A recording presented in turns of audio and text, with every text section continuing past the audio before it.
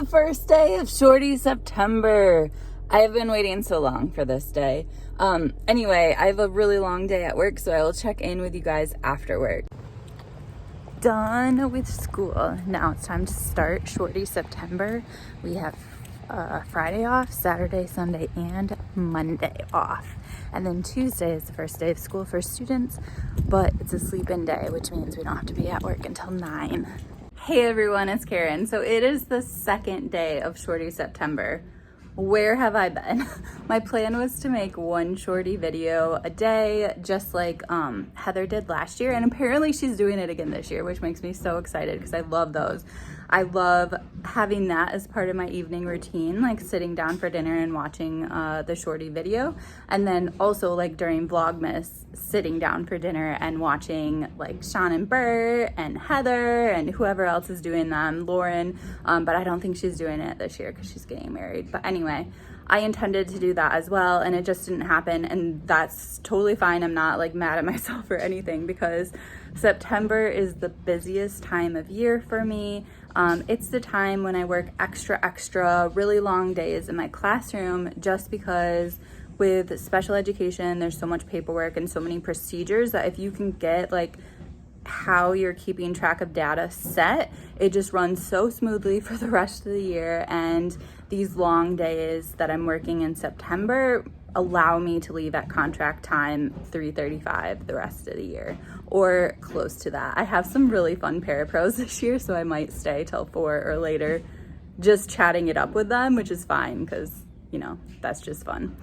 Anyway, I will show you what I started reading for Shorty September, even though I have not finished a single book yet. So the book I started was The Dumb House, and this is by somebody Burnside, John Burnside. The reason I am hardly very far at all is just because, like I said, work is a lot right now. But also, one of the things I'm noticing with shorties is they're either like a legit shorty or they're a short book that has beautiful language and just has so much thought in it that you don't want to race through it. And in addition, because I'm so busy with work, this took a lot more thought power than I had last night after work. Anyway, this book, I believe, is partially based on a true story. I'm pretty sure, and I'm gonna have to Google this, but I'm pretty sure that there were some nuns or somebody that took babies like into a cave and like lived with them without speaking to them, just to learn more about language and stuff, which obviously is super unethical. But in this book, it's this guy named Luke, and he grows up with his mom telling him of this experiment that sounds very similar to the one that I think is real, but I'm gonna have to do more Googling and go down a rabbit hole, which is basically like what I said, that babies were born and raised without language to see if language was innate and a God-given sort of a thing, or if it was something that had to be learned. And then, like, it's just really weird because I don't really understand his relationship with his mom very well yet because I'm hardly in here at all, but she doesn't seem like the safest, most caring mother. She seems pretty toxic. Anyway, you find out quite quickly in the story that the main character, Luke, has killed twins. And it kind of seems like he is living some sort of an experiment in his own life. It says, the very starting line is, "No one could say it was my choice to kill the twins any more than it was my decision to bring them into the world." And you learn quickly that he has poisoned them and basically just locked them in a room and left them to die. When he returns to the room, they are on the floor dead. So very interesting. But like I said, this book is so far very just full of beautiful language. So one of the things I underlined was the trick and the beauty of language is that it seems to order the whole universe, misleading us into believing that we live in sight of rational space, a possible harmony. So, I mean, like, this is short in length, but not short in how much time you need to spend just reflecting on it and taking it in, and also drawing parallels to your own life and to our world around us and all sorts of things. So I'll be taking my time with this and not rushing it by any means. Okay, so I am going out of town today and I just am trying to figure out what I'm going to read. So this one is for Play Suit Shorts, a book that you'll regret just because the treatment of the children sounds so intense. And I think I will love it immensely. Like, I really think that this book will totally be my jam, but in regards to like the treatment of the children, like that will be something that I regret. But now I need to figure out a backup read just in case I finish this one while I'm on vacation. Okay, I think that I'm going to do VOXER shorts after this one because I think this one will be intense. And so for a comfort read, I picked The Curse of the Blue Figurine, which is a John Bellairs book. John Bellairs grew up not very far from where I live, and I have been to the house with the clock in its walls, like outside and inside, and so like this is just so comforting. Like, I just love this kind of gothic children's story where there's like something hidden that has to be found, a map or whatever. So I have no idea what this one is about. Obviously there is a blue figurine that is cursed, but besides that, who knows? Bringing it with me. And I think I was very dramatic to call this a vacation. I'm just going to my parents' house tonight, sleeping over. Tomorrow we are going to like our family's cabins that they have. Like, my aunt and my uncle originally had one, and then right next door, my uncle and his wife all like tore down what was there and built a new cabin. So we're just like hanging out with both of them, maybe going to the beach. I don't really know. But then after that, I'll be home. So vacation is a very dramatic term for like 2 days away. Okay, I need to take off to my mom's house, but I do want to sit outside and read really quickly. And also I just got the mail, so I thought I would quickly show you what I got in the mail. So this is a book I bought, which I really, really loved. It's a used copy, but it's In Praise of Slowness by Carl Honore.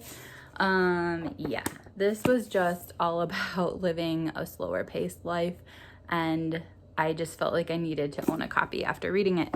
And then the other thing that I got in the mail are basically some pictures that I ordered. Let me just open them.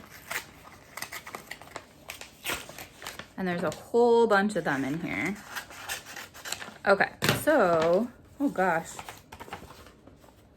Basically, I have a photo wall going, which is all like bookish pictures and bookish art. So some of these things are for that, and some of these are for other things. So, a bunch of coupons. Awesome. That's not what I need right now. Okay, so basically, I got a giant big one of Kim, which I'm gonna frame because, you know, it's like bookish, right? Meeting one of your friends. And then I got a whole bunch of other ones. So the other bigger-ish ones basically are meeting Alex, and I have frames for all of these, and I'm gonna do this project later because I need to go. This is The Secret Staircase, which was at the House of Seven Gables. It actually was not originally part of the house, but like basically the book became popular and they wanted like a tourist place for people to visit. So the owners of the home, like way back in the day, built a bunch of stuff inside the home that is from the book so that people could tour and whatever. So this is actually from the book. And I just think that's like really creative and super good entrepreneur sort of skills to build a whole bunch of stuff in their house after a book. And then this is the actual House of Seven Gables, or part of it, but the flowers are super pretty, so I'm gonna frame that. And then I got a whole bunch of little ones. This is one that I will be framing. This was at John Adams's house, or there's like a historic site that has John Adams and like another Adams too. And this is basically this whole library. Like, that is a library and is just absolutely beautiful inside. I didn't go there this trip. I went there a long time ago, but it's one of my favorite places I've ever visited. So I want to frame it and hang it up. So that one will be framed. And then I have a bunch of little ones that are from our trip. And basically what I'm going to do with the majority of these is, if I bought a book Like, for example, this one is from London, Ontario. So the book that I purchased in London, I can throw this in and then I'll remember where I purchased the book from. So I just have a bunch of those. And then like the Clue House, this one is going to go in the book that is about the Clue House. I just thought that would be a fun little tradition to start so that when you open a book, there's a picture of where you got it. The only problem would be if you end up giving the book away. So yeah, that's basically it. Are you ready, Karen?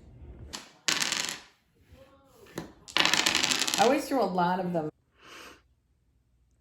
It's the second day of Shorty September and I just finished the Dumb House and I'm not sure if I loved it or if I've been slapped in the face by a wet fish, as Heather said about a different book. Like, that was really dark and disturbing and weird as crap.